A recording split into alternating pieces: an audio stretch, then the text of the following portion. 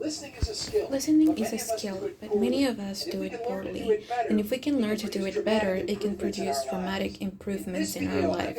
In this video, I'm going to teach you 5 stock phrases I use when I do reflective listening or active listening or looping back. That goes by a bunch of different names, but it's the same different skills.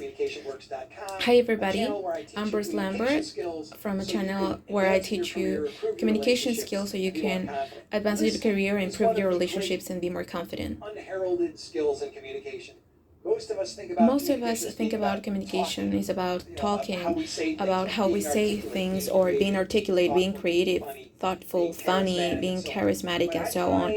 But I find, especially during the last years of my life, that the most important skills is listening. But this is about talking in a certain way. So I want to talk about one particular listening skill called reflective listening or active listening, or sometimes looping back.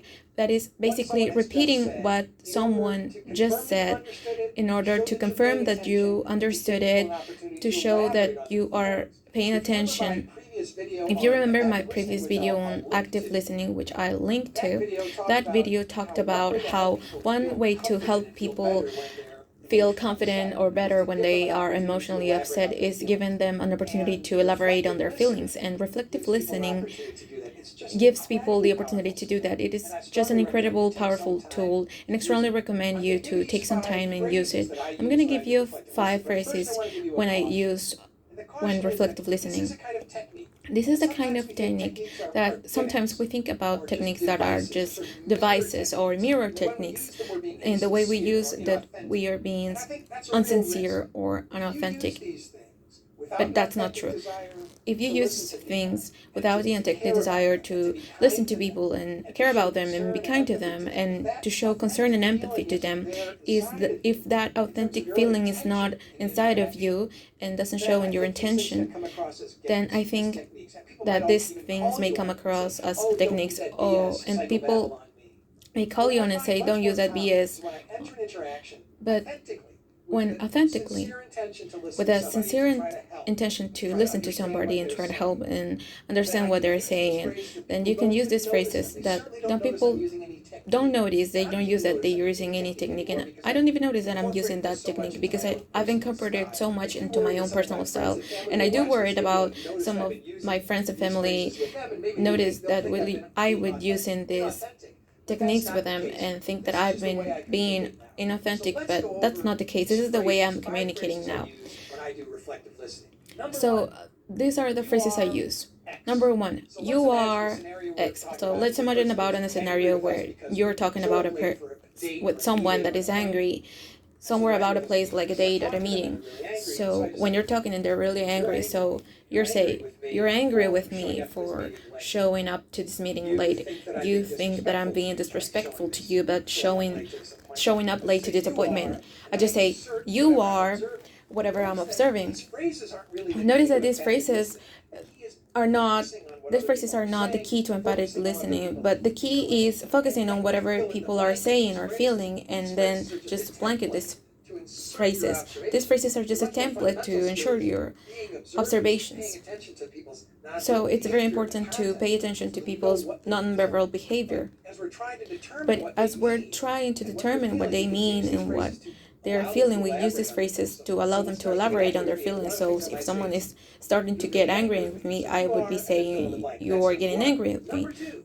Number 2, it sounds like, and then ... and you fill in the blank. So as I might say, it sounds like you're really upset with me for showing up to this meeting late. It sounds like you think I'm being disrespectful to you for coming to our meeting late. So it sounds like, and then insert your observation. Number 3, it seems like.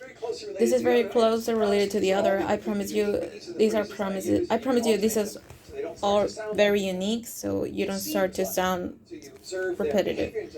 It seems like you are really frustrating with me for showing up to this meeting late. It seems like your perception is that I constantly come to these appointments late, and that maybe shows some disrespectful to you that I don't care. Number 4, What I'm hearing is, and then I insert my observation. What I'm hearing is a lot of anger at me for coming late to our date. What I'm hearing is frustration. What I'm hearing is sadness. So what I'm hearing is, and then insert your observation, and then be quiet and listen to the range of what people are saying. Is essential key of listening as well. Number 5, you seem to be saying that when I show up late to these dates, that it gets you really angry. You seem to be saying that if I'm not allowed on time, then it reflects disrespect to you and to our meetings. You seem to be saying that me coming late reflects badly on me as a person, on my character. So you seem to be saying and then insert the observation. So that's it. Those are 5 phrases that I frequently use when I'm trying to listen carefully to people and demonstrate to them that I'm listening to them.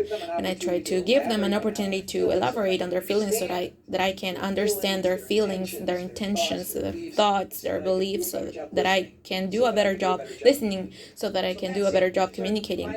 So that's it. These are, in my experience, incredible, powerful techniques. You have to do it with an incredible power, or they might come across differently. Use these phrases. I think you're finally transforming your relationship and dramatically improve your skills as a listener. If you like this kind of video about communication skills, would you consider subscribing to our channel and press the bell icon so YouTube notifies you whenever I upload a video.